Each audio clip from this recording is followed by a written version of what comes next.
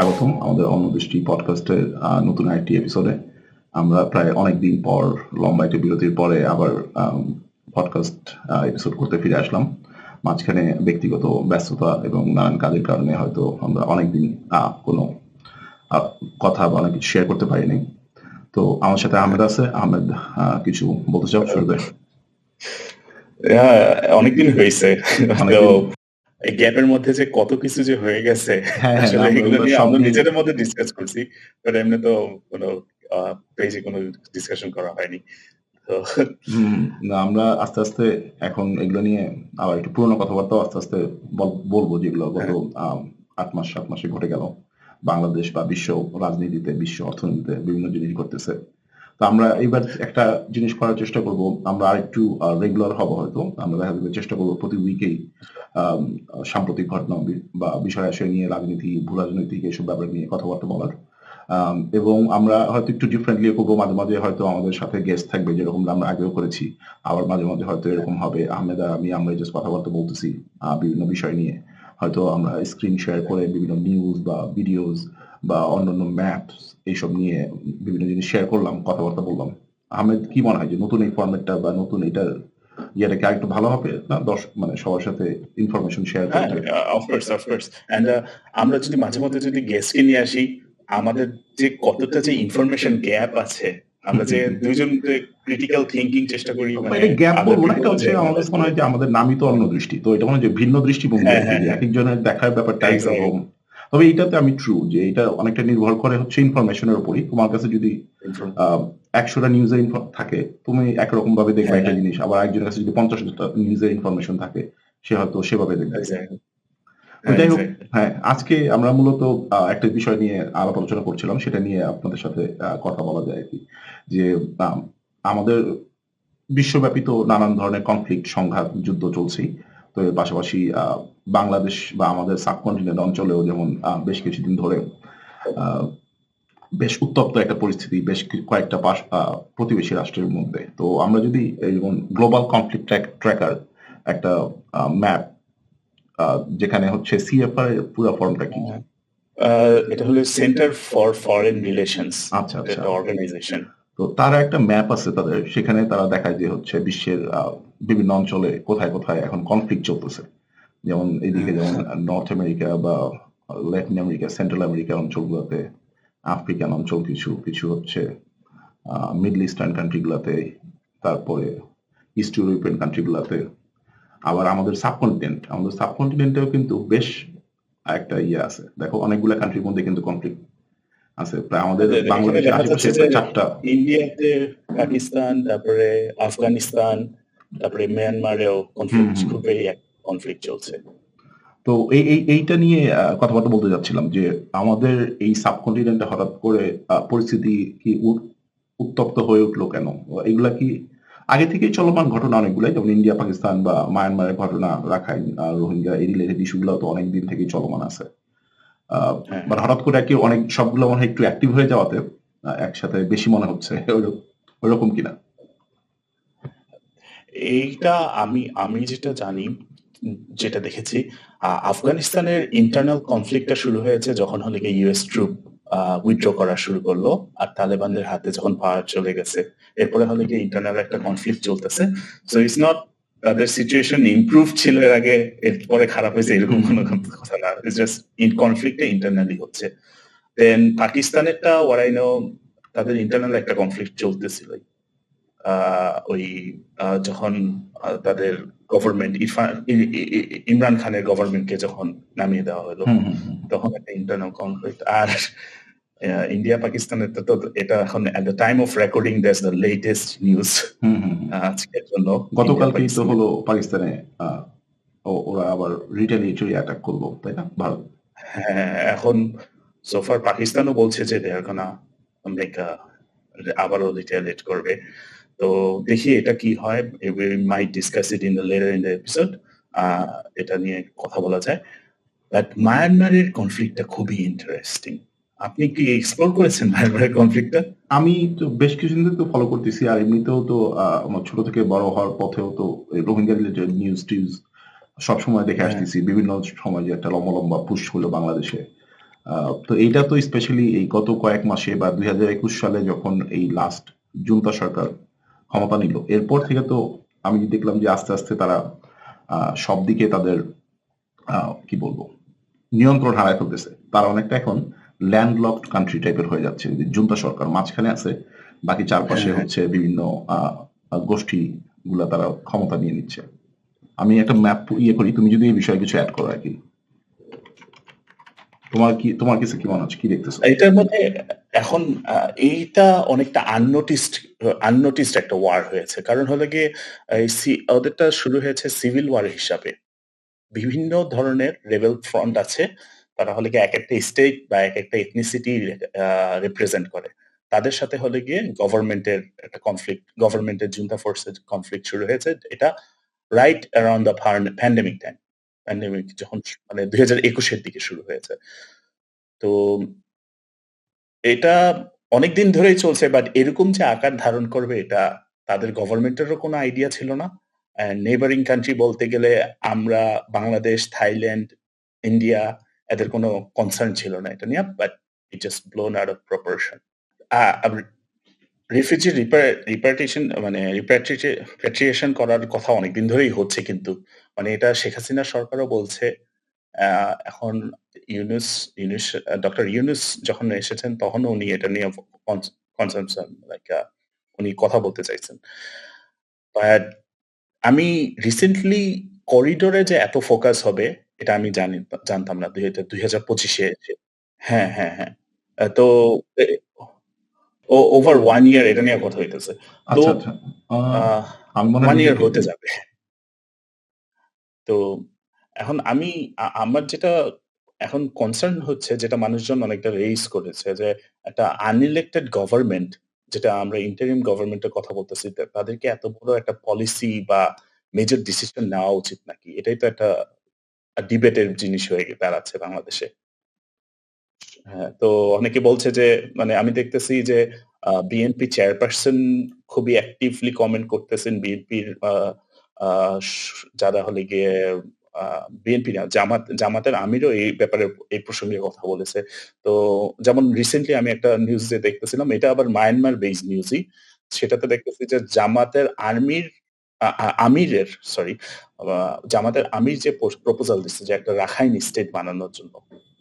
সেটা নাকি ডিরেক্টলি মায়ানমারের গভর্নমেন্ট রেসপন্স করেছে যে এটা পসিবল না, কখনোই পসিবল না। আচ্ছা, আচ্ছা।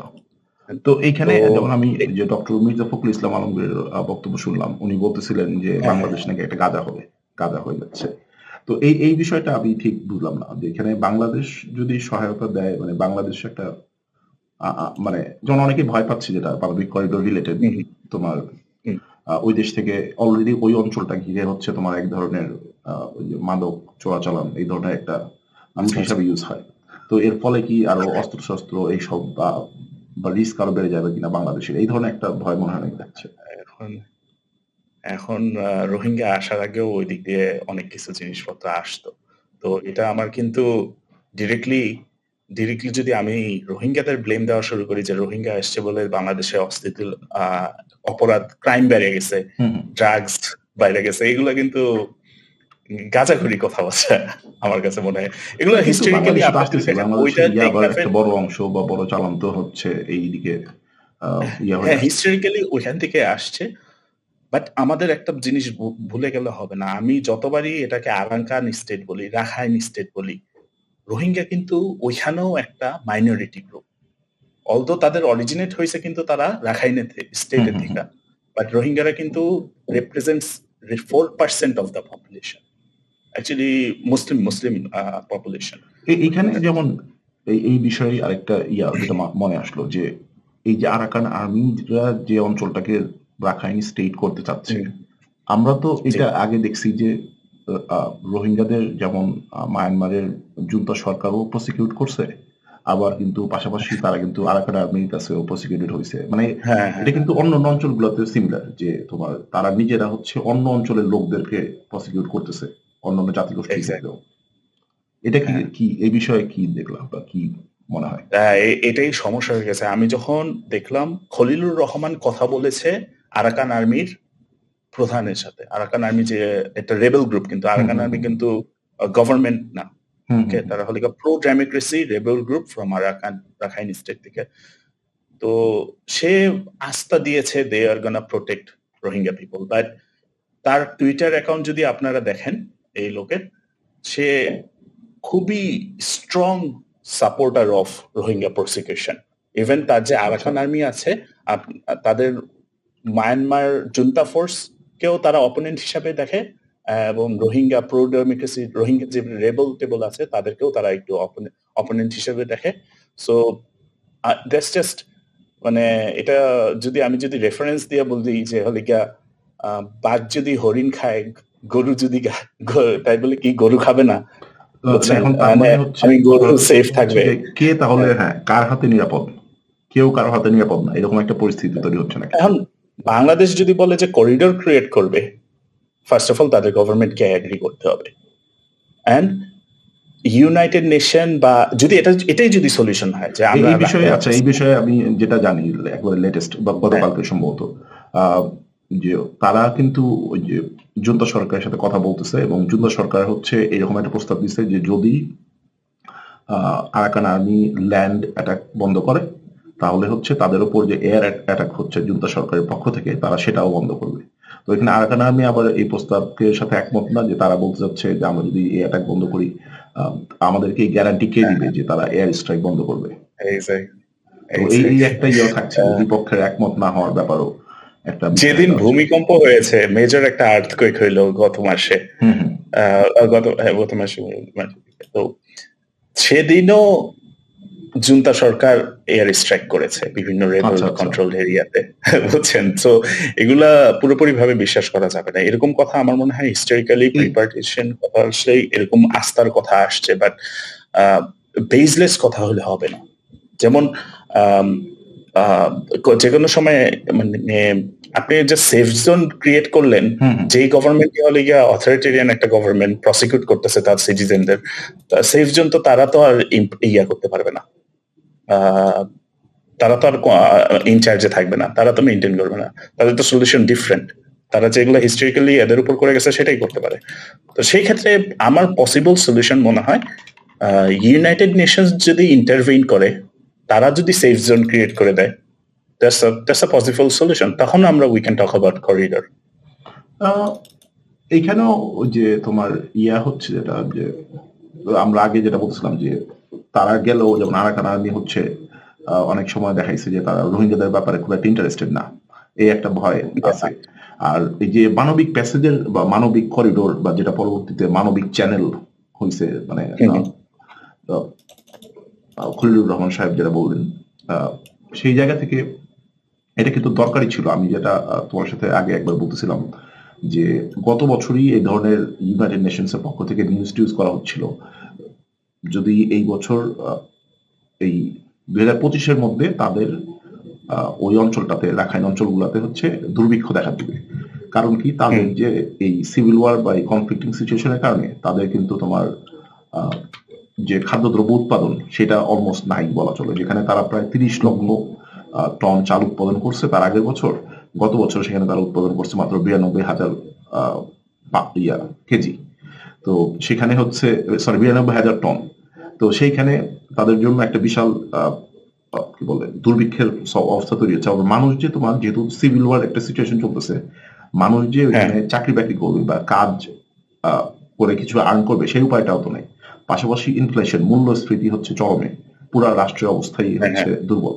তো এগুলা হচ্ছে অনেক কিছু কারণেই, যেটা আমরা অনেকটা ভয়ের দিক থেকে দেখি মানবিক করিডোরটাকে বা চ্যানেলটাকে, একই সাথে এটাকে তোমার মানবিক দিকেও দেখার জায়গাও কিন্তু আছে। আমি জাস্ট এটা এই প্রসঙ্গে বলা আর কি, যে ইয়াতে তো একটা সুযোগ আছে, কিছুটা সাহায্য তো দরকার। এবং ওই খলিলুর রহমান সাহেব গতকালকে আরেকটা কথা বললেন যে এই ধরনের যখন এথনিক একটা কনফ্লিক্ট তৈরি হয়, এই কনফ্লিক্ট গুলা ইউজুয়ালি সবসময় হচ্ছে তোমার কনফ্লিক্টের মাধ্যমেই রিজলভ হয়, মানে খুব রেয়ার এটা যে হচ্ছে ডায়ালগের মাধ্যমে এই ধরনের ইস্যুগুলোর সমাধান হয়।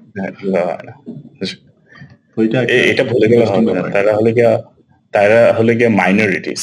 ওকে, সো আপনি যদি আর if you talk to anyone, মানে আমি প্রথম থেকে যেটা শুনতেছি যে আগে যখন কক্সবাজার ক্যাম্পে যখন ইন্টারভিউ করা হতো, তাদের সাথে যখন কথা বলা হইতো, তারা কিন্তু সবসময় বলতো যে আমরা ঘরে ফিরে যেতে চাই। They have the intention to do so. তারপরে আমরা সবসময় আম আ প্রবলেম হচ্ছে যে অ্যারাউন্ড দ্য সেম টাইম যখন হলো গিয়া আম এই রোহিঙ্গা রিফিউজিরা আসা শুরু করলো ২০১৫ সালের থেকে। যখন তাদেরকে প্রসিকিউট করা শুরু করলো মায়ানমারের গভর্নমেন্ট। তো এই নিউজগুলো কিন্তু বেশি ফলো করে নাই। মানে ইন্টারন্যাশনাল মিডিয়াতে আসে নাই তেমনভাবে। কারণ এভরিওয়ান ওয়াজ কারণ আরেকটা মেজর রিফিউজি ক্রাইসিস চলতেছিল, সেটা হলো গিয়ে মিডল ইস্টের থেকে। তো কখনো কিন্তু এগুলো ফলো করা হয়নি। তো এগুলা কখনোই প্রপোজড কোনো সলিউশন আসে নাই। বাংলাদেশ প্রপোজাল দিত যে, আমি যেটা দেখছি হিস্ট্রিক্যালি, শেখ হাসিনা জায়গায়, জায়গায় গিয়ে প্রপোজাল দিত যে হলো গিয়া এই বছর 1.2 বিলিয়ন লাগবে, এই বছর 1.4 বিলিয়ন লাগবে। And close to that amount United nation এটা অ্যাপ্রুভ করে দিত। আর আ হ্যাঁ, এইখানে আমার একটা জিনিস এড করা ছিল, যেমন আমি এটা কিছুদিন আগে একটা তো খবর দেখলাম, যেখানে হুম, আমরা আজকে থেকে আহ, শুরুর দিকে যখন রোহিঙ্গাদের জন্য যে পরিমাণ সাহায্য আসতো সেটা প্রায় এখন তার 10 ভাগের 1 ভাগ আসে, এরকম একটা ব্যাপার হয়ে দাঁড়াচ্ছে। যখন একসময় আসতো পার হেড প্রায় 2-3 হাজার বা $5,000 ইয়ারলি, এখন দেখা যাচ্ছে সেটার সংখ্যা মনে হয় 500 থেকে বা 600 হয়ে আসছে। আমি খুঁজে বের করার চেষ্টা করবো, পাইলে আমি হয়তো দেখি এটা পূর্ব বলি। তো কিন্তু এই হ্যাঁ, সেটা হলে $12 তাদের জন্য বাজেট ছিল। Monthly budget $12। হুম হুম হুম। আমি কিন্তু দৈনিক বলতেছি না, খাবারের জন্য। সেটাকে $6 করা হয়েছে। হ্যাঁ, আপনি যেটা বলতেছিলেন। আচ্ছা আচ্ছা আচ্ছা। তো ওই মানে এই পশ্চিমা বিশ্ব বা অন্যান্য দেশগুলো তো আস্তে আস্তে তাদের ইয়াটা দায়বদ্ধতার জায়গা থেকে সরে হ্যাঁ, যাচ্ছে। এবং তো এখন যখন অন্যান্য থার্ড পার্টি অন্যান্য এক্সটার্নাল অ্যাক্টরের কথা বলতেছি, তখন যেমন অবশ্যই আহ, ভারত, চীন, রাশিয়া, এরাও তো মায়ানমারের ঘটনার সাথে ইনভলভ আছে। এদের এদের পজিশন গুলা কি, এটা এটা যদি জানো বা কিছু এই বিষয়ে। তো ইন্ডিয়াটা আমার খুবই একটা ইন্ডিয়ার পজিশনটা খুবই ইন্টারেস্টিং। ইন্ডিয়া যেমন গত বছরের নিউজ যে হঠাৎ করে মানে মায়ানমার আর্মি এত উইক হয়ে গেছে কিছু কিছু জায়গায় যে তাদেরকে ইন্ডিয়ার বর্ডার ক্রস করে মানে ইন্ডিয়া পালাইতে হয়েছিল, মানে এদের আশ্রয় নিছিল। মানে রেবেল গ্রুপ যে এত স্ট্রং হয়ে গেছে।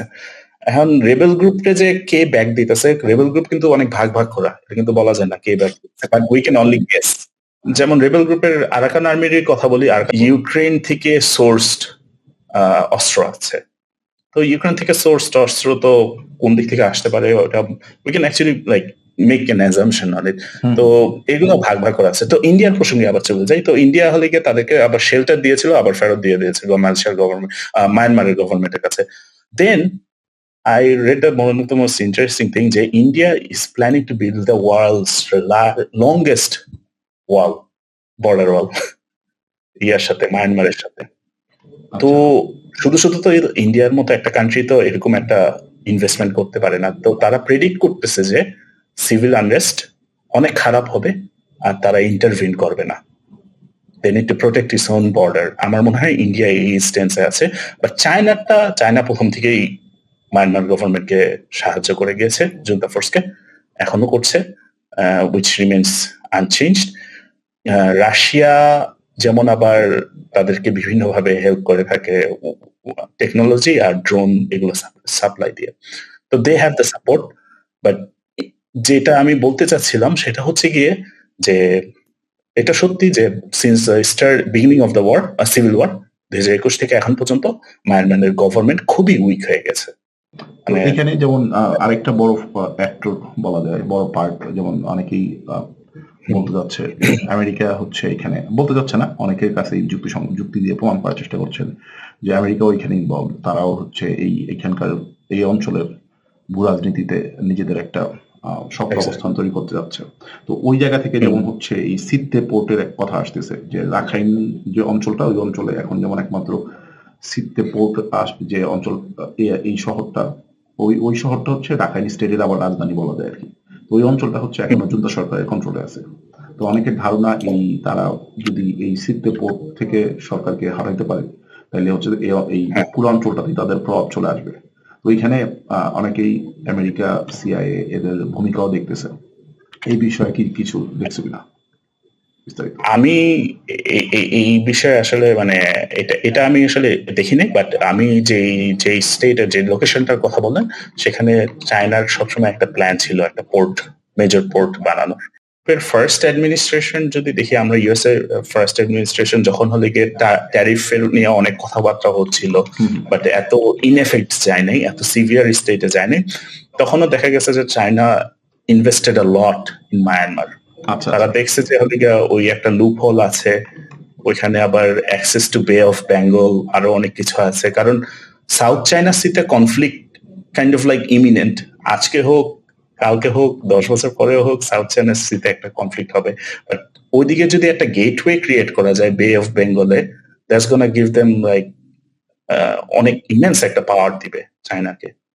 সো এই জন্য চায়না চাচ্ছে না যে মানে মায়ানমার সরকারের ফল হোক। মায়ানমারের সরকারের যদি ফল হয় দেশটা ভাগ হয়ে যাবে।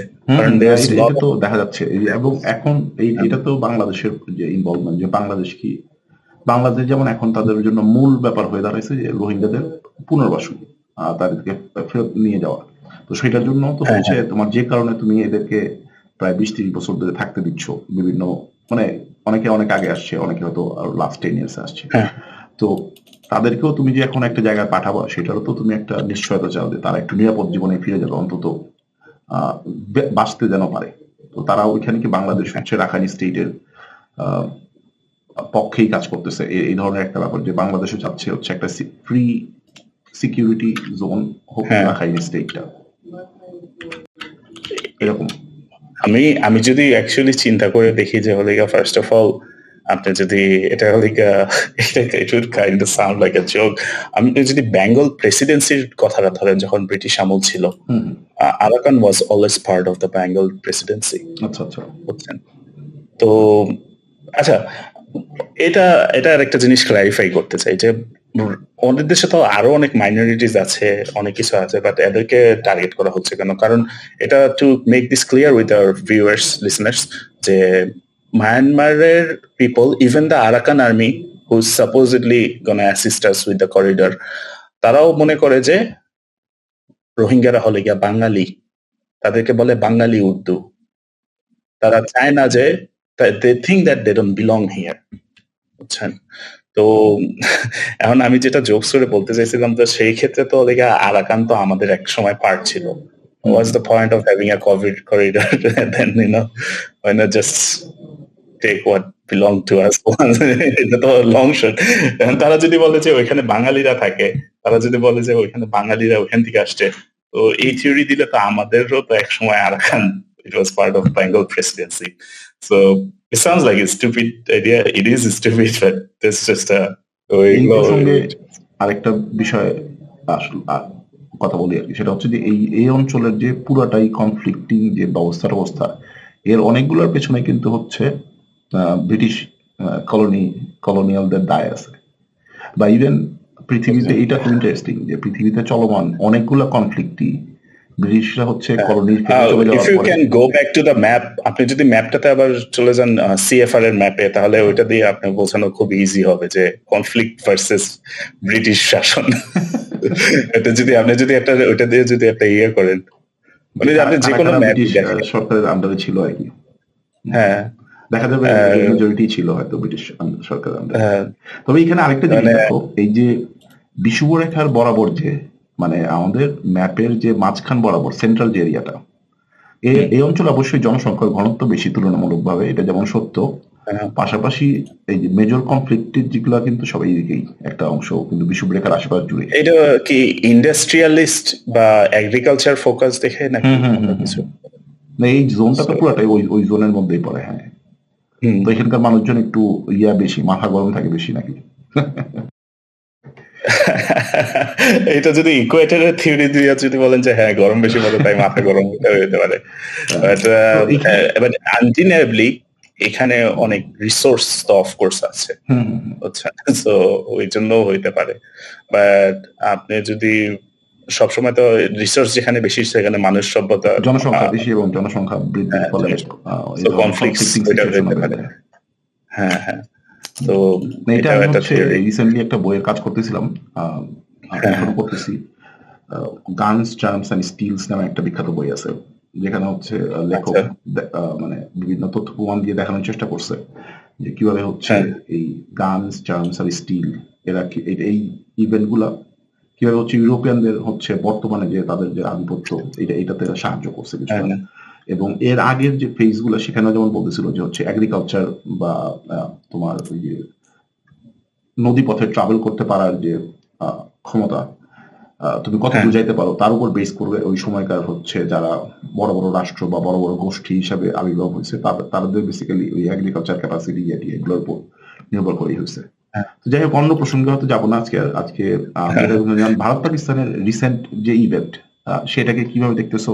আমি এরকম একটা চিন্তা করছিলাম যে এটা কি শুধুমাত্র পাকিস্তানের নামে যে ভারতের পক্ষ থেকে অভিযোগ করা হচ্ছে সেটা সত্য হতে পারে, আমি জানি না। তো তার it's a ফলশ্রুতিতে possible. ভারত তো একটা ছোটখাটো জবাব দিতে চাবে, তো সেইটা কি হচ্ছে অনেকটা এরকম যে জাস্ট একটা জবাব দেওয়া এবং ঘটনাটা এখানে শেষ হয়ে যাবে, নাকি এই ঘটনাটা আহ আরেকটু বড় দীর্ঘমেয়াদী ঘটনা হওয়ার সম্ভাবনা হয়ে দাঁড়াচ্ছে? এটা কিভাবে দেখতেছে? না, এটা না 2019-এ ফেব্রুয়ারি মার্চের দিকে না একটা বর্ডার ওয়ার থাকলো, হুম হুম। যে বাট না, হিয়ার্স দ্য থিং, এইটার ব্যাপারে সবচেয়ে ইন্টারেস্টিং জিনিস হচ্ছে গিয়ে যে this is the first time. কারণ আপনি যদি লেটেস্ট যদি ইনসিডেন্টস, মেজর ইনসিডেন্টস ছিল 2019-এরটা, সেটা ছিল ইউজুয়ালি বর্ডারের থেকেই হয়েছে, বাট জম্মু কাশ্মীর ওই যে মানে এটা বের করছি। পাকিস্তান কন্ট্রোল, হ্যাঁ, পাকিস্তান কন্ট্রোলড কাশ্মীর, কাশ্মীরে ওইখানেই হয়েছিল। আম, আপনি অনেক ডিটেল কনফ্লিক্টে চলে গেছেন, আপনি 2019-এরটা দেখতে পারেন। হ্যাঁ, না না, এখানে আমি 2019-এর, সবগুলোই দেখতেছিলাম হ্যাঁ, যে এই যে এটা, হ্যাঁ, এক্স্যাক্টলি। এই যে বর্ডার ঝামেলা তো সেই প্রতি বছরই একবার করে হয় মোটামুটি।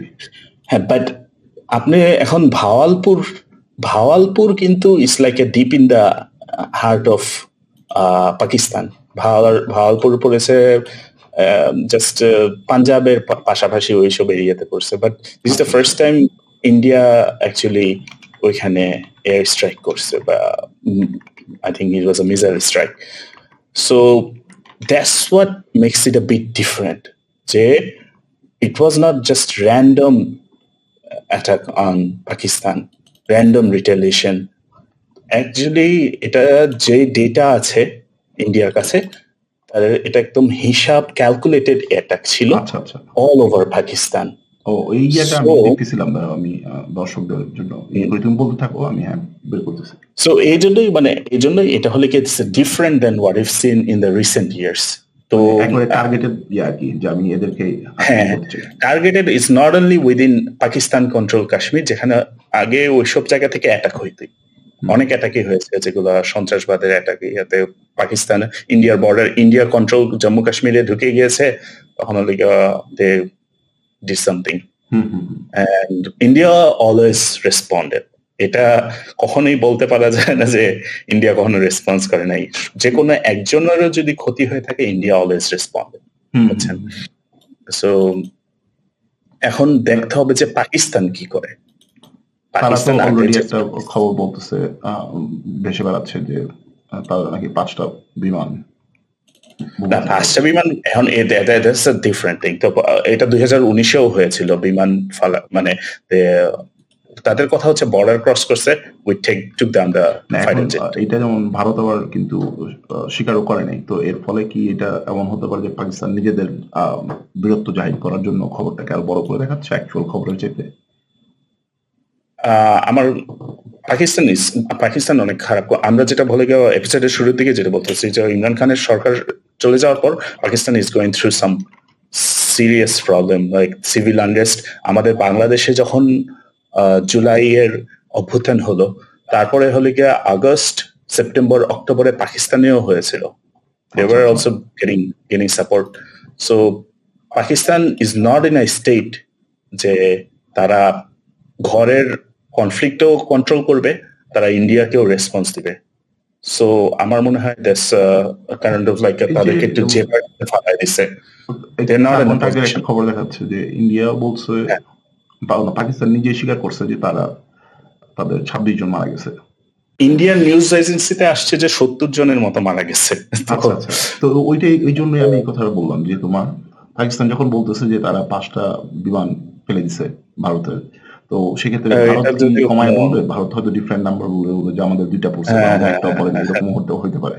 তো এখন যে কার কথা এটা বিশ্বাস করবে? এরকম একটা সিচুয়েশন।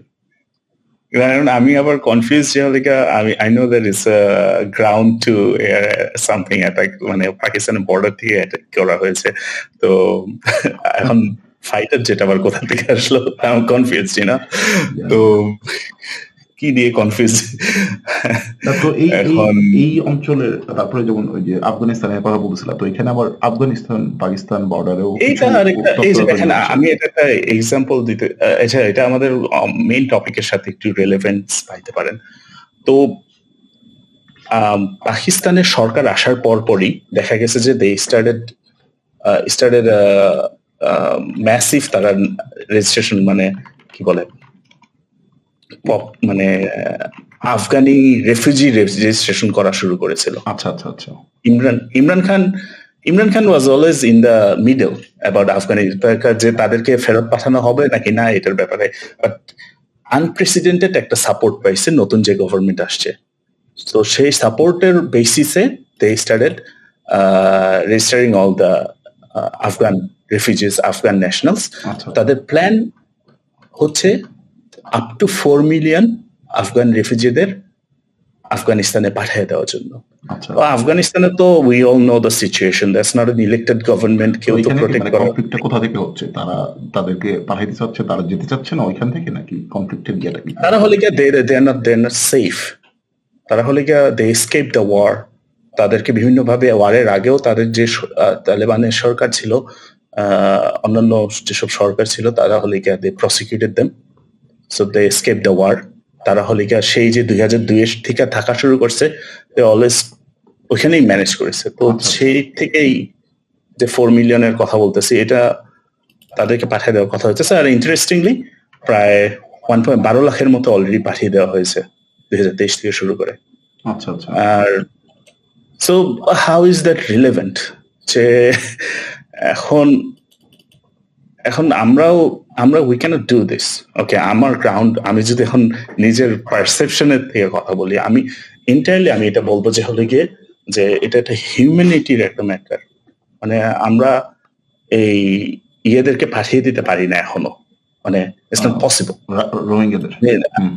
হ্যাঁ, মানে হ্যাঁ, আশ্রয় দিলে আমার মনে হয় সবসময় সাপোর্ট আসছে ইয়ে থেকে।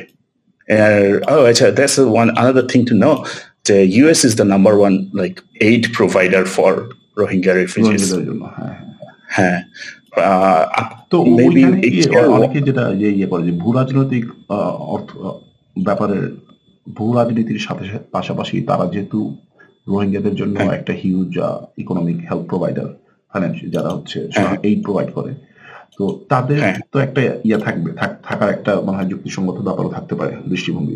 অফকোর্স, কারণ জায়গাতে নিতে যেতে চাই যাতে করে আমাদের এই প্রোভাইডটা কমে আসে বা আমরা কম করতে হয়।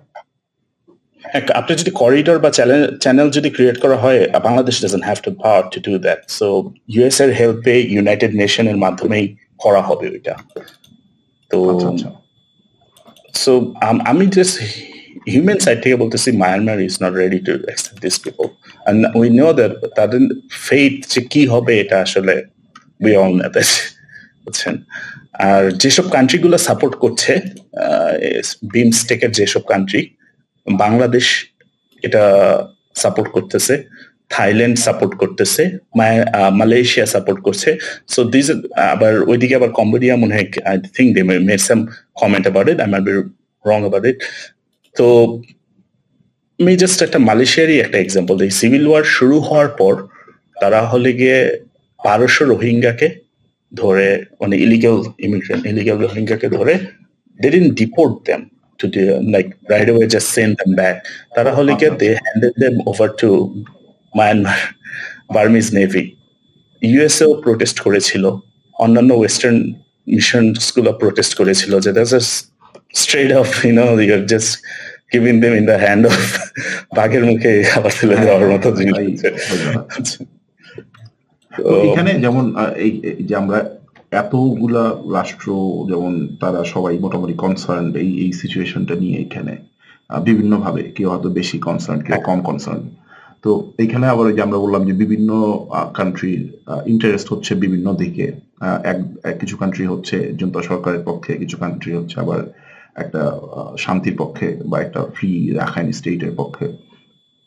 তো এই বাংলাদেশ যেমন এই বিষয়ে একটা কথা হচ্ছিল যে বাংলাদেশ নাকি চায়নার সাথেও এই বিষয়ে কথা বলছে এবং ভারতের সাথে বা রাশিয়া এদের সাথে কথা বলছে, তাদেরকে হচ্ছে বোঝানো হয়েছে যে তাদের বাংলাদেশের অবস্থানটা কোথায়। তো বাংলাদেশ যেমন এইরকম একটা দৃষ্টিভঙ্গি নিতে যাচ্ছে যে পররাষ্ট্র নীতিতে তাদের একটা নিজস্ব নীতি থাকবে, not just like align to some other countries always, যে সুবিধাজনক বা সঠিক সিদ্ধান্ত বা সঠিক নীতি যেটা হওয়া উচিত, যে আচ্ছা অমুক রাষ্ট্র খুব পছন্দ করতেছে না, তার সাথে আমি যদি মিউচুয়ালি ডিসকাস করে এই ব্যাপারটাকে করি যে আমি আচ্ছা এইখানে মায়ানমারদের আমি সহায়তা করব, কিন্তু সরি রাখাইন রোহিঙ্গাদের আমি সহায়তা করব, কিন্তু তুমি তোমার সাথে আমার যে সম্পর্ক আছে ওইখানে ইম্প্যাক্ট যেন না হয়। এই পররাষ্ট্র নীতিটা কেমন মনে হচ্ছে? I'm doubtful.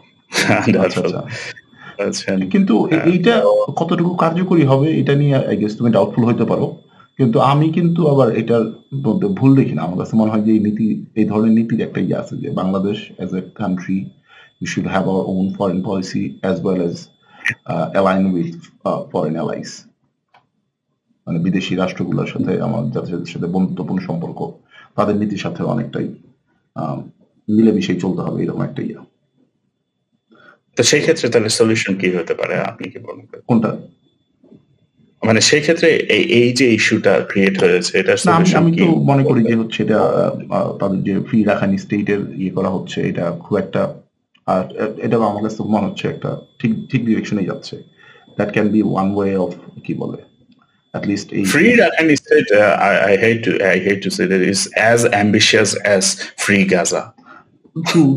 আমি এটা যে হচ্ছে it's going to be very difficult, কিন্তু এখানে বাংলাদেশের নিজস্ব স্ট্যান্ডটাও, নিজের পরিস্থিতিটাও চিন্তা করতে হবে। বাংলাদেশ কক্সবাজার অঞ্চলে অলরেডি প্রায় 10 থেকে 12 লাখ না 14 লাখ এক্স্যাক্টলি আমার সংখ্যাটা মনে নেই, তারা যে আছে এটা তো কক্সবাজারের ডাইনামিক্স ডেমোগ্রাফিক চেঞ্জ করে ফেলতেছে, কক্সবাজারের জীবনযাপনের পরিস্থিতি ভিন্ন করে ফেলতেছে। তো বাংলাদেশ কি এবং তাদের যে জনসংখ্যা বৃদ্ধির হার সেটা বাংলাদেশিদের চাইতে কম না বরং আরো বেশি সম্ভবত জনসংখ্যা বৃদ্ধির হার। তো এই গতিতে বাড়তে থাকলে উইদিন নেক্সট 20-30 ইয়ার্স 2050 সাল নাগাদ দেখা যেতে পারে আমাদের রাষ্ট্রের 5%, 3 to 5% জনগণ হয়তো রোহিঙ্গা হয়ে যাচ্ছে, কথার কথা জনগণ। তো আমাদেরও তো একটা কিছু করতে হবে। We need to move them to a safer place, but at the same time আমরাও তো এটার হয়ে কাজও করতে হবে। তুমি যেটা বললা যে চ্যালেঞ্জ তো প্রচুর আছে। চ্যালেঞ্জ অফ কোর্স প্রচুর আছে। ইভেন উই হ্যাভ ইন্ডিয়াও কিন্তু যুদ্ধের মধ্যে আমাদেরকে ফেরত পাঠিয়ে দেয়নি। ইন্ডিয়া হলে মেড শিওর দ্যাট 71 যুদ্ধের হলে is safe to return to country, তারপরে হলে গিয়ে বাংলাদেশিরা ফেরত আসা শুরু করছে। So this is not the right time. তারাও দেশে চাইতে চায়। একটু আগে ঢাকা ট্রাইব্যুনের একটা নিউজ পড়ছিলাম, তাদেরও যে একজন লিডার আছে, তো আমি সংস্থাটার নাম বলতেছি, সংস্থাটার নাম হচ্ছে তুমি যে লোকের নাম বলতে যাচ্ছ আমি তার নামটা জানি, কিন্তু এই মুহূর্তে মনে করতে পারতেছি না। আচ্ছা, ওনার নাম হচ্ছে Mohammad Zubair, Arakan Rohingya society for peace and humanity সংস্থা। তো উনি বলতেছেন যে হলিগা সেফ জোন ক্রিয়েট করলে, সেফ জোন হলিগা করিডোরে থেকে একটা better solution, safe zone create করলে রোহিঙ্গা ক্রাইসিস সলভ হবে, কমে আসবে। হ্যাঁ, মানে এবং সেফ জোন ক্রিয়েট করা মানে কিন্তু এটা না যে হচ্ছে তোমার হিউম্যানিটেরিয়ান এইড বন্ধ করে দিচ্ছে যে তোমরা নিজেদের কান্ট্রিতে চলে গেছো। এরপরে নিশ্চয়ই তাদেরকে নিজের পায়ে দাঁড়ানোর, স্বাবলম্বী করার, অর্থনৈতিক একটা পরিস্থিতি তৈরি করার, উন্নতি করার। Safe zone of course will be monitored by United Nation. কিন্তু একটা আবার এখানে চ্যালেঞ্জের ব্যাপারও আছে যে এই রাখাইন রাষ্ট্র হিসাবে কতটুকু স্বীকৃতি পাবে যদি তারা ফ্রি করতে চায় নিজেদের। এখানে আরেকটা যেটা চলতেছে ফেডারেল সিস্টেমের যে রাষ্ট্র, সেইটা হলে মনে হয় এরকম একটা ব্যাপার স্যাপার হইতে পারে। তবে তাতে হলে জুন্তা সরকারের হচ্ছে একমত হইতে হবে একটা অবশ্যই। হ্যাঁ, এখন আমাদের অনেকেরই আইডিয়া নেই যে what is going on in Myanmar right now. এটা আমাদেরকে ফার্স্ট অফ অল মাথায় রাখতে হবে যে মায়ানমারের জুন্তা সরকার হ্যাভ উইকেন্ড। তারা অনেক দুর্বল, আগের মতো আর নাই। ওকে, তাদের সাথে কনসেশন করে এগ্রিমেন্ট করা, দ্যাট মিনস তাদেরকেই পাওয়ারফুল করে দেওয়া। ওকে, এটা একটা জিনিস মাথায় রাখতে হবে। দেন এগেন, মায়ানমারের সরকার যদি দুর্বল হয়ে যায়, সেক্ষেত্রে ওই যে এটা আমরা একটু আগে ডিসকাস করতেছিলাম যে দেশই ভাগ হয়ে যাবে, এক একটা রেবেল স্টেট, মানে অনেক রেবেলস আছে, they are gonna start the conflict among themselves. এটাও একটা। তো দুইটাই কিন্তু হলে গিয়ে মানে কাইন্ড অফ প্যারাডক্সিক্যাল একটা পেয়ারিং হয়ে গেছে। দুইটাই কিন্তু worse। এখন মাঝখানে পড়ে গেছে হলে গিয়ে একটা মাইনরিটি গ্রুপ। আমাদেরকে একটা অ্যাজ এ হিউম্যান বিং কি পাঠায় দেওয়া উচিত হবে? আমি আমি বারবারই বলতেছি। আমি বিএনপি না, আওয়ামী লীগ না, আমি হিউম্যান। মানুষ হিসেবে this is not the right time to do so. আমি বলি এখন একটা কিছু সরকারের কিছু ওয়েস্টার্ন সরকারের কিছু চেঞ্জ আসছে, তাই হলে কি যে এইসব পলিসি করা হচ্ছে, যে এইড রিলেটেড পলিসি, সেগুলো অনেক ইউরোপিয়ান কান্ট্রিও ফলো করছে। তো সেই ক্ষেত্রে it's gonna be a difficult time for us to take care of them. তারাও হলে গিয়া মানে they are gonna manage. They have managed it so far. তারাও ম্যানেজ করবে। তো আমি যেটা বলবো, this is not the right time to send them back. আমরা কি বলবো, এটা হোক ডক্টর ইউনূসের সরকার, তারেক রহমান যদি বিএনপির যদি আসে, বিএনপির সরকার, যেই সরকারই আসে না কেন, মানে সময় বুঝে করতে হবে। তো let's go back to the one of the most যেটা হলে কনসার্নিং ফ্যাক্ট হতে পারে যে বাংলাদেশের যেটা মানে আমার টার্গেট, আমাদের আসলে মেইন টপিকটা হওয়ার কথা আজকে পররাষ্ট্র নীতি নিয়ে, how involved Bangladesh should be. আপনি যেটা পয়েন্টটা বলতেন, তো আমি ইন্ডিয়া পাকিস্তানের ইনভলভমেন্টটাতে আরেকটা, আমার কাছে এটা স্কেরি মনে হয় যে ইন্ডিয়া যদি এভাবে যদি অ্যাটাক করতে পারে, কনসার্নটা তো সবসময় থাকে। এখন আমাদের আবার হিস্ট্রিক্যালিও দেখতে হবে যে আমরা তো ভারতের সাথে আমাদের ওই ধরনের এখনো হয় নাই, গত মুক্তিযুদ্ধের পরে নাই আমাদের সাথে কখনো ওই ধরনের সিচুয়েশন হয় নাই। তো ভারত জানি না ভবিষ্যৎ কি বলবে, ভবিষ্যৎ তো তুমি কি ভবিষ্যতে দেখো এই ধরনের সম্ভব আমাদের অঞ্চলে? অফকোর্স দেখি না, ইটস জাস্ট আমার কাছে মনে হয় যে মানুষের মতবাদ আজকাল অনেক স্ট্রং, অপিনিয়ন আছে অনেক কিছুর ব্যাপারে। হ্যাঁ, বাংলাদেশি মানুষরা যেমন রোহিঙ্গাতে পছন্দ করে না, এই জন্য এটাও যেমন একটা স্ট্রং একটা অপিনিয়ন। এটা নিয়ে আবার হচ্ছে বাংলাদেশের মানুষের কিছু কথাও, যেহেতু আমরা হয়তো আস্তে আস্তে শেষ করবো, তবে তার আগে আমরা বাংলাদেশের আমাদের যে দৃষ্টিভঙ্গি, সেই দৃষ্টিভঙ্গির কিছু ব্যাপার নিয়ে কথা বলতে, আমাদের এজ এ বাংলাদেশি, যে আমরা একই সাথে যেমন মধ্যপ্রাচ্যের আমাদের মুসলমান সমধর্মীয় লোকদের নিয়ে যেমন যতটুকু অনুভব করি, সমব্যথী হই, আমাদের পার্শ্ববর্তী রাষ্ট্রে তাদের নিয়ে আবার আমাদের সেই সমব্যথা বা সমবেদনা বা অনুভূতি অনেক কম, অনেক ডিফারেন্ট। এইটাকে কিভাবে দেখো? এটা আমি পার্সোনাল এক্সপেরিয়েন্স দিয়ে বলি। I went on an argument. আমি বলতেছি যে দেখি যে একজন বিকাশ করতেছে 500 টাকা নাকি 500-700 টাকার মতো বিকাশ করতেছে। না, আমি বলি যে এটা তো স্ক্যাম নাম্বার, এটাতে কেন বিকাশ করতেছে? তো সে বলে যে না, এই টাকা ওনারা ইয়াতে দেয়, মধ্যপ্রাচ্যে দেয়। তো আমি বলি তো আমি বলি তো এটা তো কোনো ভ্যালিডিটি না। তোমার দেশেই কত রোহিঙ্গা পড়ে আছে, তুমি যদি 700 টাকা না দিয়ে 500 টাকাও যদি দাও, দ্যাটস গোনা বি হেল্পফুল। তারপরে তাদের রেসপন্স ছিল, আমার টাকা আমি যাকে ইচ্ছা তাকে দিব, আমি কোনো ইয়াদেরকে মানে আমি alright. so that's gonna help them. এরকম ধরনের opinion is gonna help the government to decide আমরা হিউম্যান ওয়েতে চিন্তা করা উচিত জিনিসটা। তো আস্তে আস্তে শেষ করি। তুমি এমনিতে ওভারঅল যদি আমাদের এই রিজিওনাল কনফ্লিক্ট নিয়ে কোনো শেষ করার মতো কিছু, কোনো দৃষ্টিভঙ্গি, কোনো মতামত, কোনো চিন্তা? Exactly. So if Rohingya problem is not the beginning of মানে এটা like it's gonna turn into something worse. এটা নিয়ে যদি আমরা বারবার কথা বলতেই থাকি, আর সব পলিটিক্যাল পার্টিরই যেহেতু অপিনিয়ন আছে, তো আমার মনে হয় এটা ইট উইল জাস্ট মানে পসিবল কোনো ভালো সলিউশনই আসবে না। বাট আমার দেশেই হলে গিয়ে পলিটিক্যাল পার্টির মধ্যে একটা কনফ্লিক্ট ক্রিয়েট হবে। তারা এটাকে ইস্যু করে নিয়ে তারা হলে কি আগামী যে ইলেকশন হইতে পারে হবে, সেটাতেই গিয়ে দেখবেন যে তারা এটাকে একটা মেজর একটা ইস্যু বানাইছে। এটা কিন্তু নিয়ে ওই দেয়ার যে ফাইট। পলিটিক্যাল পার্টির জন্য অপেক্ষা করতে গেলেও আমি হয়তো অত লম্বা করব পলিটিক্যাল পার্টির জন্য অপেক্ষা করতে গেলেও তো তোমাদের নির্বাচন এখন তাদের যে মানবতার অবস্থা এই মানবতার অবস্থা তো আর আমাদের দেশের নির্বাচনের জন্য অপেক্ষা করবে না, এটাও মাথায় রাখা উচিত। এক্স্যাক্টলি না। এটা তো চলমান একটা ঘটনা, এখানে মানুষ প্রতিনিয়ত মারা যাচ্ছে, মানুষ ক্ষুধায় থাকছে প্রতিনিয়তই। আমার নির্বাচন পর্যন্ত যে আমার ক্ষুধা লাগবে না এমন তো পরিস্থিতি না, ওইটাও চিন্তা করা উচিত তাদের যে পরিস্থিতি।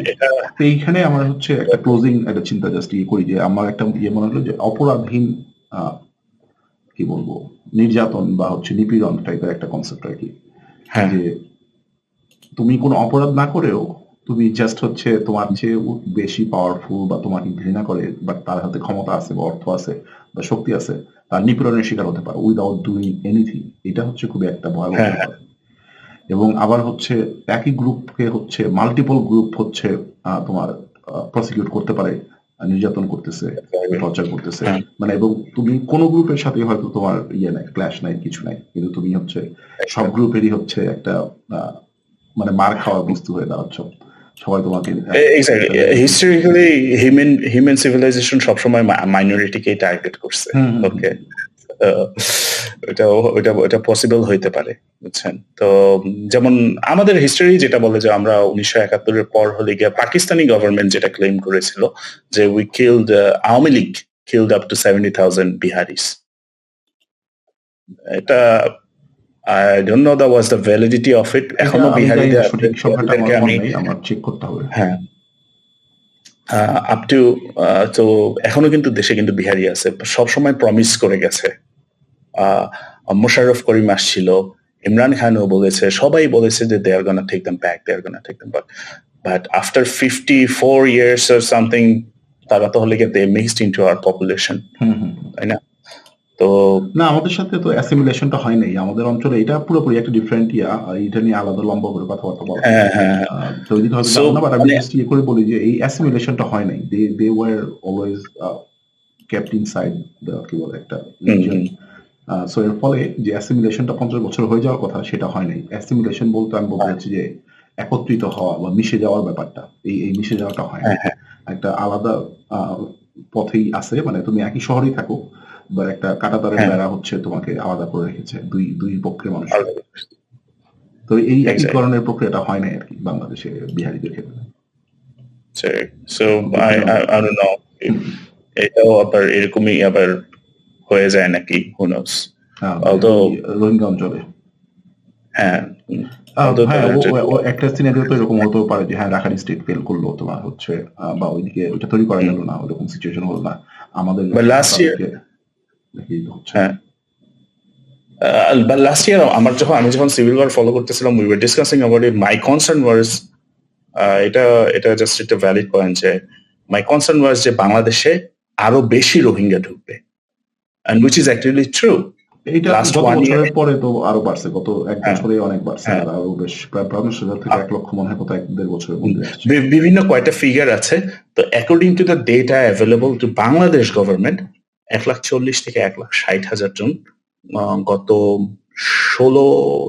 16 মাসে ঢুকেছে।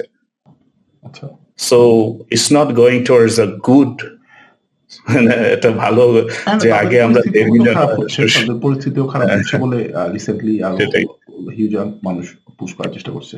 যাই হোক, আমরা আস্তে আস্তে শেষ করি, আমাদের কি বলবো আসলে সবার শান্তি আসুক, সবাই হচ্ছে ভালো থাকুক, এইটাই চাই। সবার সকল কনফ্লিক্ট রিজলভ হোক উইদাউট গেটিং ইনটু ওয়ার্স, এবং নতুন কিছু শুরু না হোক, নতুন আরো অনেক কিছু শুরু হতে পারে সামনে, হয়তো আমাদের অঞ্চলে হোক বা অন্য অঞ্চলে হোক, যেমন ইউরোপে বা মধ্যপ্রাচ্যে আরো নতুন ধরনের কনফ্লিক্ট না হোক, এটাই আশা করি। আমার যেটা ভিউ হচ্ছে সেটা হচ্ছে গিয়ে যেই আসুক না কেন, যেই এখন সরকারে আছে, সবাই যাতে হিউম্যান সাইডটা যাতে চিন্তা করে।